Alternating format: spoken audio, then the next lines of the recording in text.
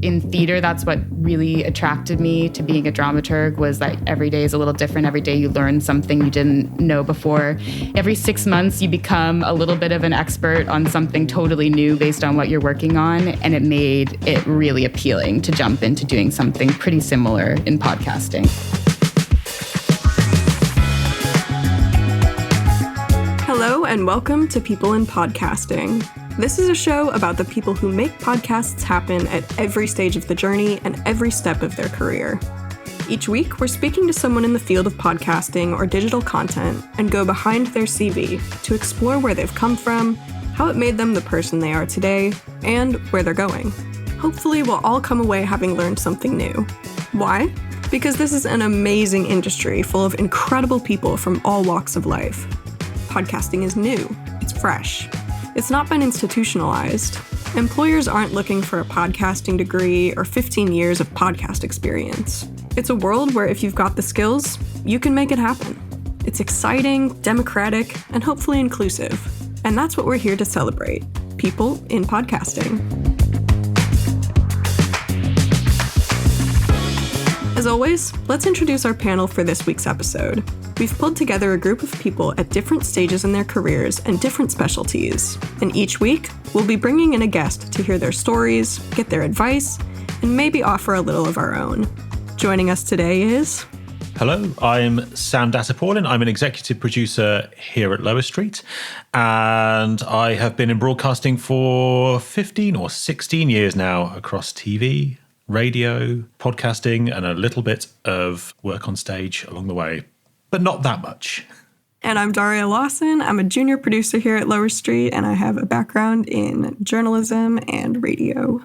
And occasionally throughout the episode, you'll be hearing from me, Adam Bender. I'm the COO at Lower Street and have a background in finding talent in the industry inside and out. I'll occasionally pop up to offer reflections on what's discussed and look at how it all ties back to podcasting professionally. So let's get into it. And our guest this week is Elizabeth Amos. She's a dramaturg, a researcher, a podcast producer, and now a podcast production manager. So, Elizabeth, we've had a look at your CV. Can you tell us a little bit about your work history and how it led you to the podcast industry? So, by both education and training and experience, I am a dramaturg in live theater, and mostly in my professional life, I was working on the development of Broadway-style musicals. That was my lifelong journey, and of course, we all experienced the COVID-19 pandemic. And at that time, me and many other theater artists saw opportunities to pivot out of the live entertainment space and into mediums and forums that were more conducive to remote work and virtual experiences. And that's when I found podcasting. Elizabeth, I'd love to know, because I'm an idiot, what is a dramaturg? Or dramaturg? Yeah. So I do hard G. I've heard the dramaturg version, but for me, it's dramaturg. A dramaturg is a theater professional who is more focused on the story development, story structure, and research side of theater. So it encompasses a lot of different titles and roles, but heavy on the research side, heavy on the writing side, and heavy on the story structure and development side. Personally, I like to say that a dramaturg is often the theater critic in the room of the production. So the person kind of being the audience in the room and giving that perspective on how the story is all coming together, what elements feel like they need to be further developed or maybe opened up to allow the audience in a little bit more. And then also the research component is really important. So if you're doing a historical play, diving into that history. If you're doing remount of an existing script, that could mean researching the production history and making sure that your current production kind of speaks to those that came before too, or differentiates from it. So somewhere between a theater academic and a theater maker, a dramaturg lives. I'd love to know as well, early in your career, obviously the theatre is, as much as everyone would say that, actors have no ego, everyone in theatre is level-headed and open to criticism. How on earth, at an early stage in your career, do you build the confidence to be the critic in the room? And when everyone is working on a production to go, actually, No. Well, university is my answer. I went into my undergrad program as a performer, actually. So I was an acting major in undergrad. And I had a lot of fun acting, but it never felt fulfilling to me personally. And I often was frustrated with the role that many actors play in the room, right? Which is to execute someone else's vision. That's not the role of every actor, and there's lots of actors who are heavily involved in the creative process themselves or find a lot of freedom in their ability to, be immersed in their role and maybe less in the bird's eye view of the production. But for me, I was always interested in kind of being on the outside looking in rather than on the inside looking out. And so in undergrad, I started to get more deeply into writing about theater criticism. And through that, I found dramaturgy. And through the 2 years that I did that program, I really developed the knowledge and the skills and yeah, maybe just some innate confidence in my own, ability and taste to feel that I really had something to contribute. And theater is extremely collaborative. So I never saw it as like dictating what was right or wrong, but a good theater critic or a good dramaturg is often in the position of just asking questions. So I know I'm a good audience member, and I know I can ask good questions about what the intentions are of a piece or what we're really trying to drive at or highlight. So developed over time. Education definitely gives you confidence when you feel like you have the vocabulary and you have the knowledge base to speak to something. You feel much more confident in it. But then also, I think that position is really collaborative and is really more of being an intelligent mirror than of being, an instructor. I guess it probably seems like just from the outside to go to podcasting, that might be like a big jump. But as you're describing it, it makes perfect sense how they connect. Could you just tell us a little bit about what you do currently with production management? So as production manager at Lower Street, I am responsible for resourcing and organizing our full scope of productions.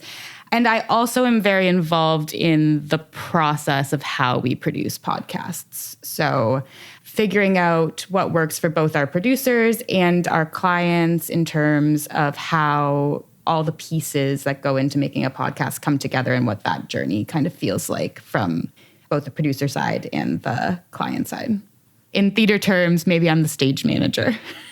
So jumping from drama to podcasting, how did you find the actual job search? Were you thinking that your skills aligned with podcasting, or were you just kind of going for something new? I really found it through a kind of pandemic survival job that I'd taken, an admin role, just to make some money while I was waiting for theaters to reopen.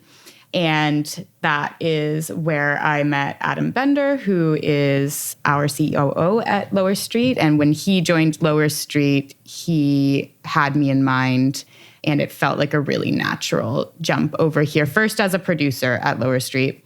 So the opportunity presented itself to me, and it felt like a really good fit on a bunch of levels. Obviously, storytelling, building narratives, building emotional connections, and entertaining are all pieces of being a podcast producer.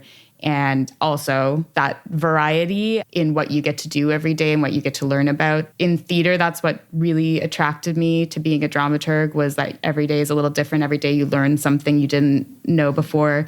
Maybe every 6 months you become a little bit of an expert on something totally new based on what you're working on. And that is what made me love what I was doing in theater. And it made it really appealing to jump into doing something pretty similar, in my opinion, in podcasting as well. So the opportunity kind of came in a surprising way, but it felt like a really natural fit once it did.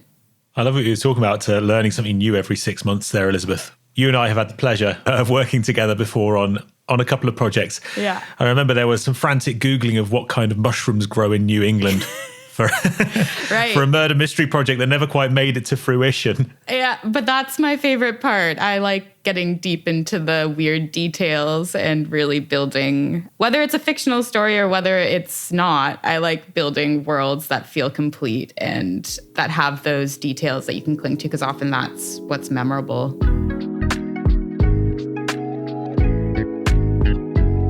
I wanted to take a moment to echo what Sam and Elizabeth are saying here. If you're someone who thrives on variety, podcasting might be the perfect field for you. The diversity of work in this industry is a major attraction for many. Like with any job, there's always a certain rhythm and routine, but each day or project can still bring something new and unexpected.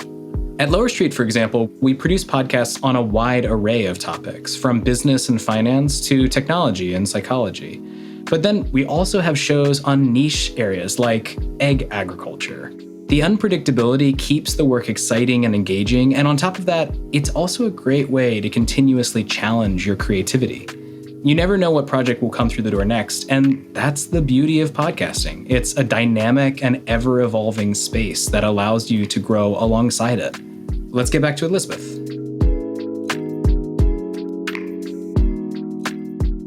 Can you just give us a timeline of how you moved from producer to production management at Lower Street? So when I joined Lower Street as a producer, we were growing really quickly. And it was actually 6 months after I joined that there was the need for a production manager. We were getting too big to kind of not have that role, not have someone building out the calendars and making sure everything was moving in sync. And I like to be organized. And it felt like a place that I saw I could contribute to and that I could make a really positive difference in our company. And so at that point, I threw my hat in the ring and have been doing this ever since. Yeah, podcasting is something that really demands a lot of organization. I don't know if people are always aware of that. But yeah, can you just give us a look into what some of that entails? If I compare it to theater, I could work for years on one production in theater. Here, we have many, many, many podcasts, and they're putting out episodes every week, right? Our schedule is very different, and it's very intense. There's things that need to go live by a particular date every week, every other week. And there's new projects starting all the time too. So a lot of what I do day to day is almost being like what do they call them at a train station? Like the station master or something, like making sure that every train is leaving on time and arriving on time and that there's all the appropriate people on the train.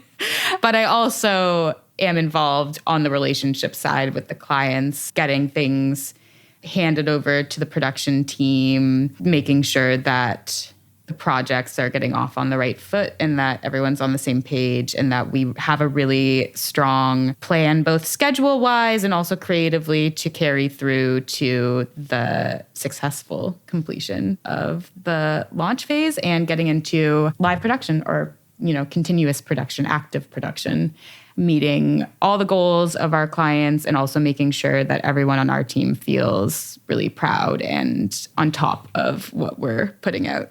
I remember when you became a production manager, Elizabeth, and it was such an exciting moment. It suddenly felt like, okay, now podcasting is reaching that stage for Lower Street at least, but I think it's happening more in the industry generally where actually we are professionalizing. Mm-hmm. We are becoming that new branch of broadcast. And it's not just for the big streaming services anymore. Now, actually, there is a place in the industry for organization in what has been a very fly by the seat of your pants environment until this point. I do think it was a bit of a unifying moment for us because I think we'd been operating kind of atomically at that point. Everyone was kind of off in their own little orbits. And that was a time that we kind of came together in more of a constellation that made sense and was repeatable. So I think that organization piece and, being organized in our processes, in the kind of humdrum day-to-day, that's less about the, creativity. I think we're able to make better shows faster from having some methodology and from having people in roles like I am be the kind of meeting place where the knowledge from every production we do, what we learn from everything can then get shared across every other production.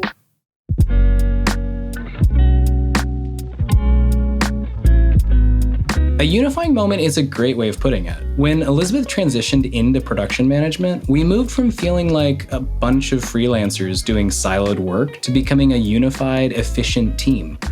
It's a shift that really raised the bar for our internal operations. And as Sam mentioned, it really helped us prove to ourselves that podcasting isn't just a collection of contractors doing one-off projects, but a legitimate, organized branch of the broadcast industry.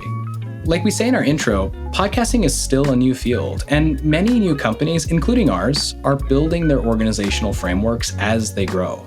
Since the industry is continually developing, there's tons of room for innovation and the creation of roles that didn't exist before. So if you're interested in the field, or if you're already a part of it and you see a gap opening up, don't be afraid to pitch ideas and suggest new positions. Chances are it could help strengthen the entire industry.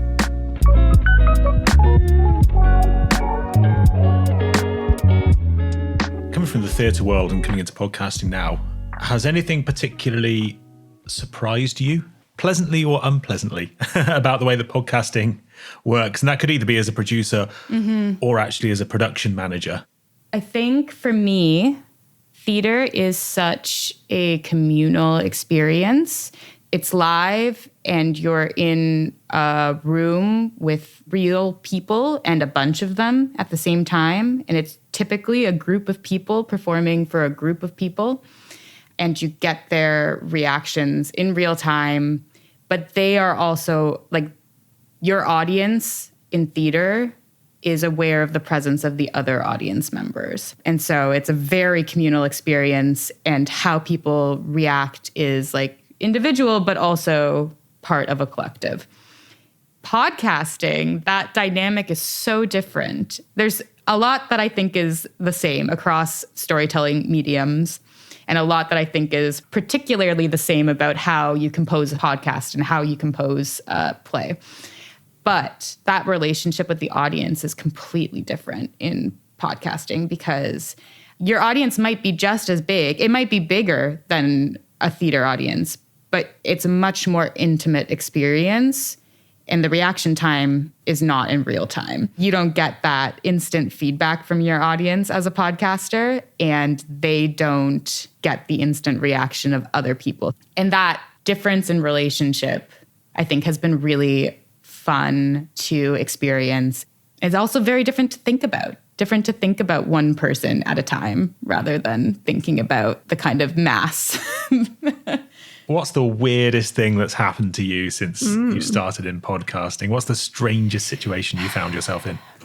As a producer and sometimes as a production manager, I've also covered interviews and stuff. And it is strange to drop into these Riverside studios with whoever the guest is on the other end. And sometimes they're not unknown names. But you are essentially, for all intents and purposes, you're in a Zoom room in different countries sometimes, on opposite ends of the world. So that process of like week over week just dropping into different virtual rooms, for some reason, it's very different than meeting, like through my work in theater, I was in contact with kind of public figures pretty regularly, or like well-known figures. And being in a room with people in person is a little different than just for an hour dropping into into a podcast studio with public figures and kind of catching them in a little slice of their real life, because often people are at home too when they're recording remotely. So yeah, I think what's surprising for me every time is when you catch someone who you know from TV or from other places in like 1 hour of time at their own home. It's one of the things that I love about this job and about this field, but you just get to drop into a room with world experts on a certain topic that you as a producer know nothing about. And there is a pretty good chance that you'll kind of have to hold your own in a conversation and just sit between two people sat in their bedroom. And choreograph a conversation there. And actually, that's so exciting. It's terrifying the first few times that you do it. You're like, oh, today I'm neurosurgeon chatting to a neurosurgeon. And it's brilliant. It's so much fun. Yes, that's changed a lot for me because I had a lot of interview experience prior to coming into podcasting, but my interviews were about theater, right? I was an expert on what I was interviewing other experts on. And in this case, I'm often in rooms with people who are experts on something I have never maybe even considered, but definitely never studied or would consider myself, an expert on. And that's part of our job, is to gain enough knowledge. I mean, to at least reflect the average audience member in the way we interview, ask questions. But I remember a couple months ago, one of the podcasts I've been working on is We the Children, which is a climate change podcast for young audiences.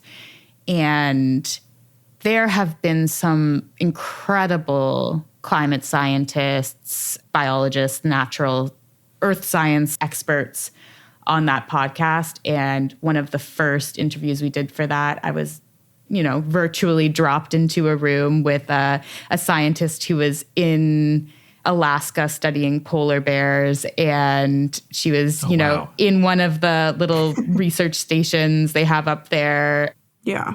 Is there anything, any job, any role that you've had that you just don't put on your CV when you're applying for things? Yeah, for sure. And I also have had 2 working CVs in my life because the resume you have for theater jobs is a little bit more specific and tailored to that industry. But jobs that I've left off my LinkedIn or my resume, I had a lot of funny summer jobs in college. I was a screen printer for one summer. That doesn't often make... I had it on LinkedIn maybe when I was still in university because I don't know why. And then, as I mentioned, I've had some kind of admin roles between gigs in the past, and that typically stays off my resume because that's not where I'm working towards in my career. So I do tailor my resume to experiences. Yeah, that totally makes sense. We haven't done this yet. I was going to ask what you leave off your CV. Oh my gosh, I have a really specific one. So I'm still young in my career and I don't have, frankly, too many differentiating experiences. But when I was in college, I had a teacher who's from Moldova, and she was my media teacher. So I learned a lot from her. And we kept in touch when I finished her class. And she actually teaches English classes in Moldova during the summers. And she asked me to narrate this English manual that she wrote for these kids for this class. So I did that for her. I'm the voice of 2 English manual books for Moldovan kids. And the reason that I usually leave that off is just because people assume I know something about, the Moldovan language, and I don't. But yeah, it definitely helps me with public speaking, and, pronunciation practice is always good. But yeah, that one doesn't often make it on there. That definitely reminds me, Daria, any acting role I ever had, I do not include on my CV anymore. Really? For the reasons I said before, that's not where I'm what I'm interested in doing anymore. That's not where I'm interested in heading. So any acting credits, I don't include.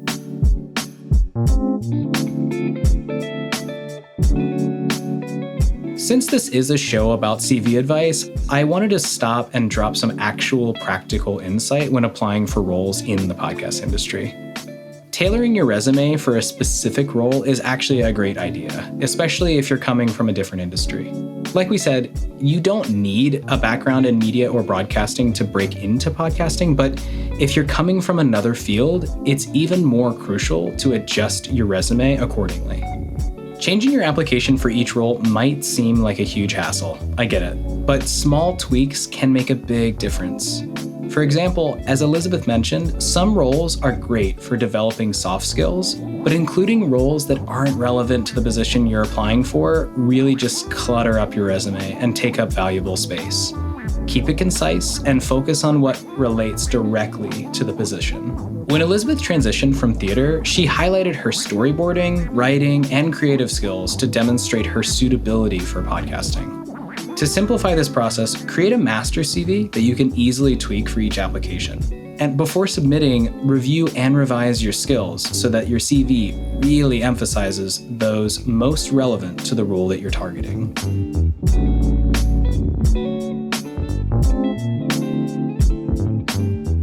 Do you find things that still cross over from those acting experiences?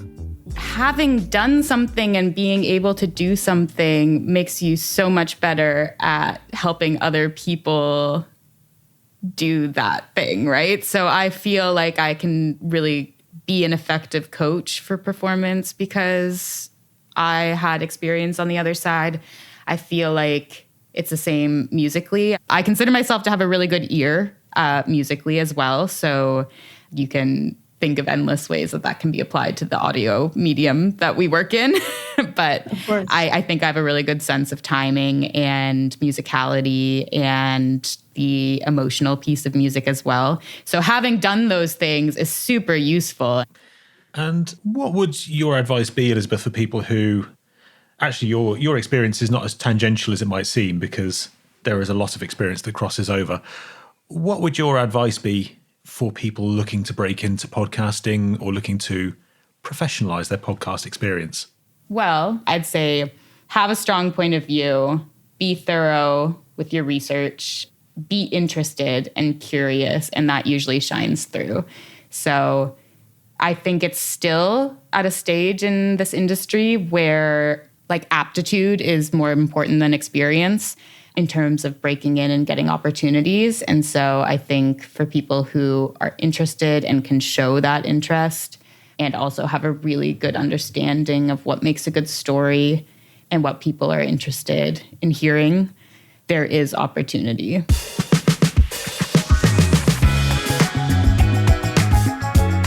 Thanks for tuning into the episode. A big thank you to our panel, Elizabeth Amos, Daria Lawson, and Sam Datapolin.